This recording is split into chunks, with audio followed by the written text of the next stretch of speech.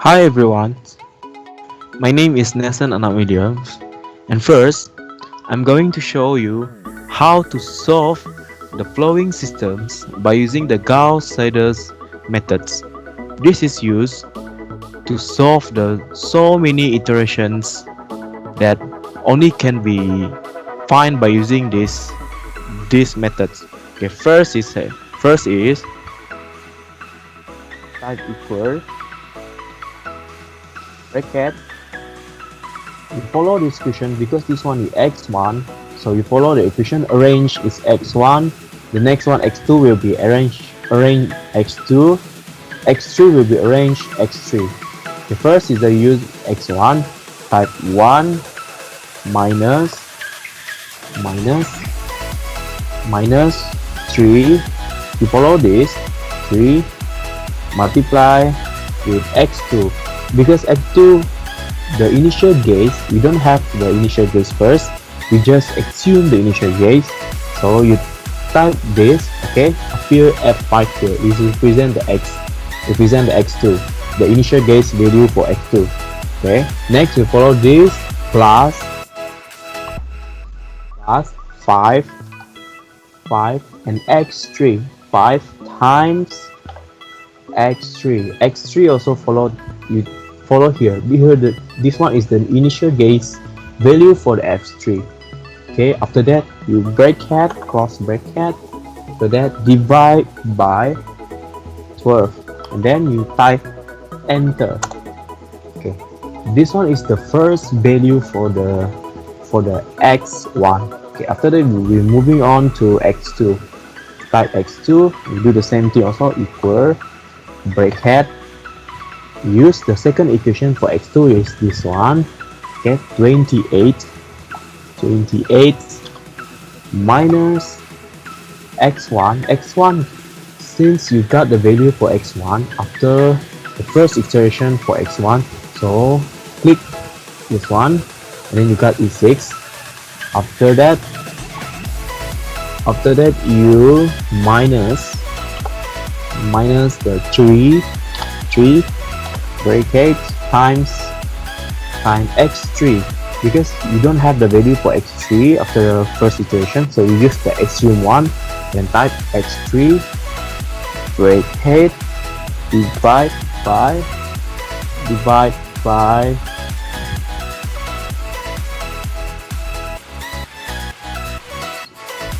so it's 3 divide by 5, enter.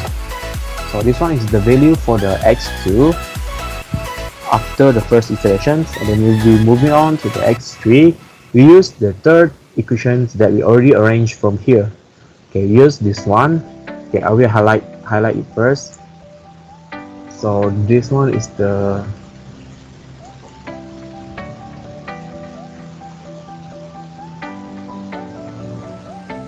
we use yellow. Okay, this one is the arranged ones, and this one is our real equations.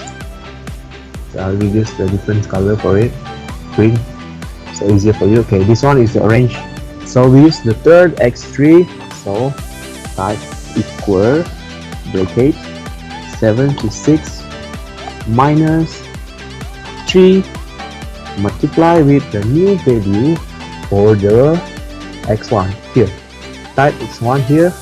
After that you minus again 7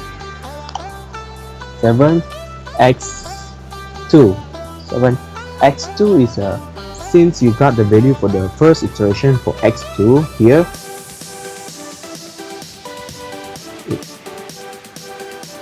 forgot to put the multiply first, that click here.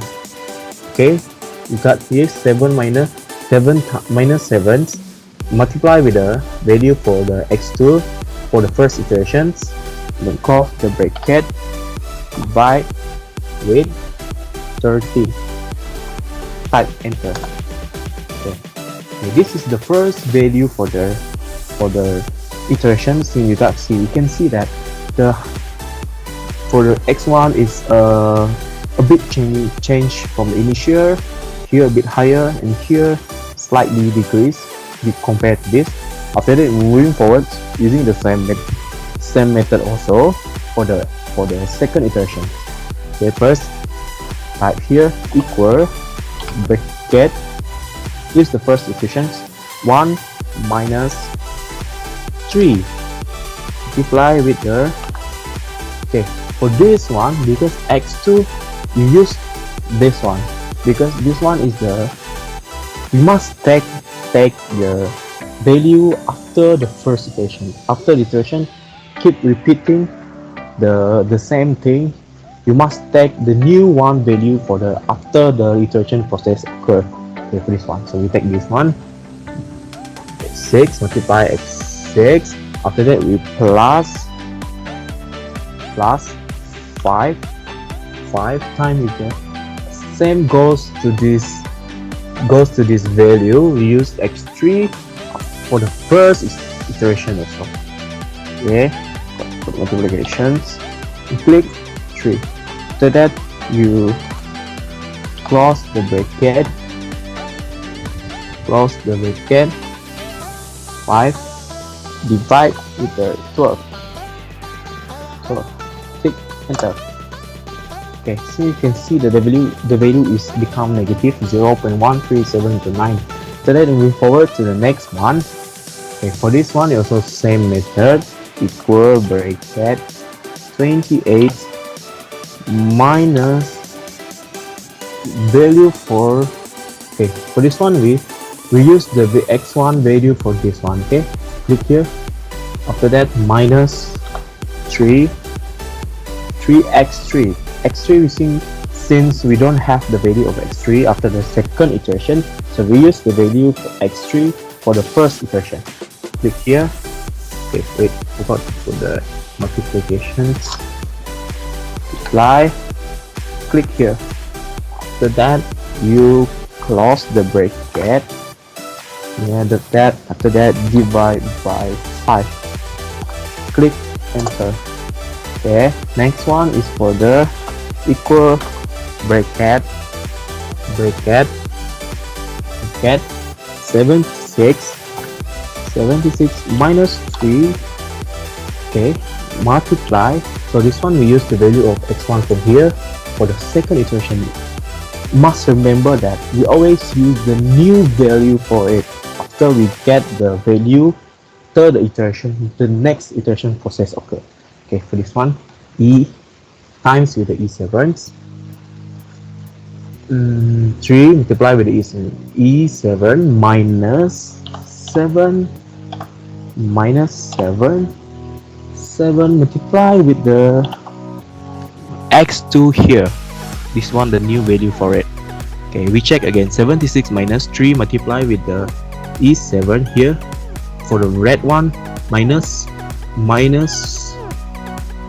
7 times the x here. Okay, to cross the bracket, divide with the 13, enter.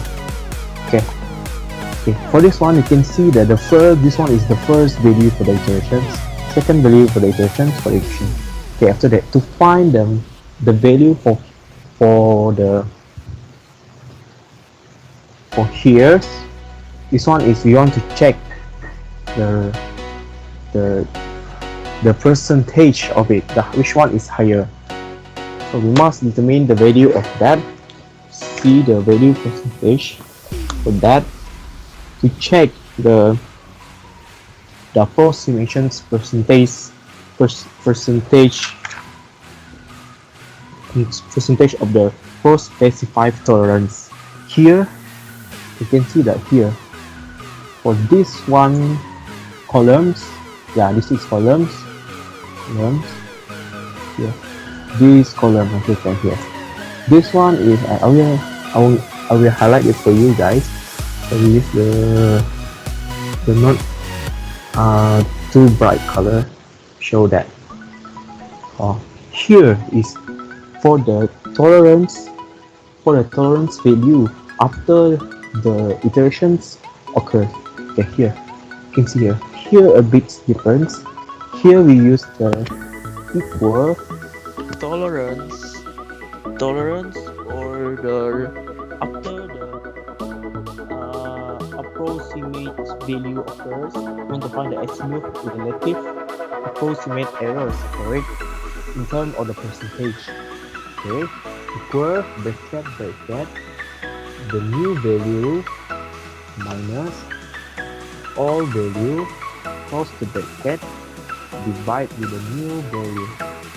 So that close the bracket we multiply with 100. Click enter.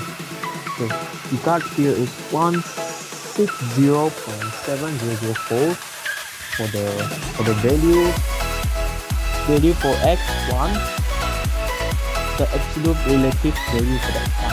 Okay, so we want to see for the x2 and x3, we just simply highlight so that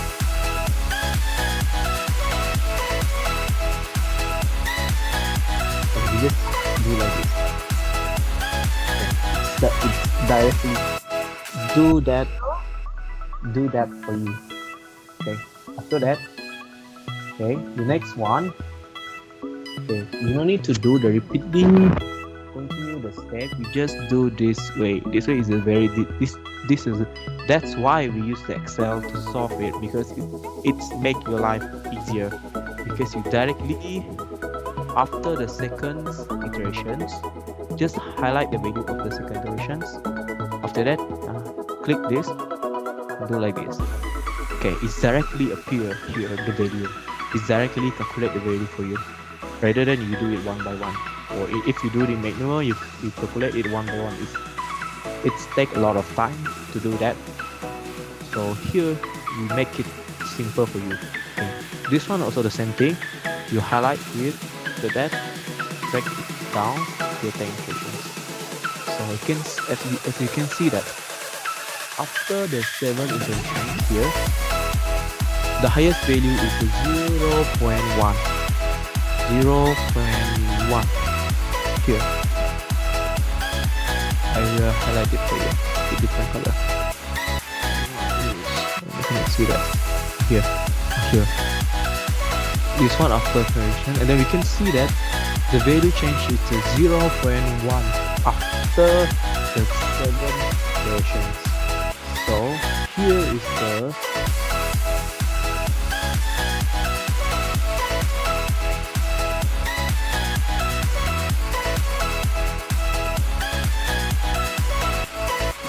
that you can see is that here is a 0 is 1, the highest one is still 0 for it. You can see here on this one, the highest one is still 0 here. So here, so the value is the nearly analytical curve approximates 0 for it.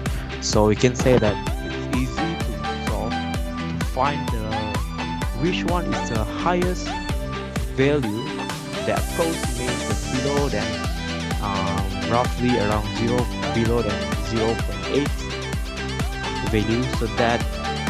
So in real life, if you will calculate, it's much longer method for it, because it will take until 7 to 8 iteration like that. Okay.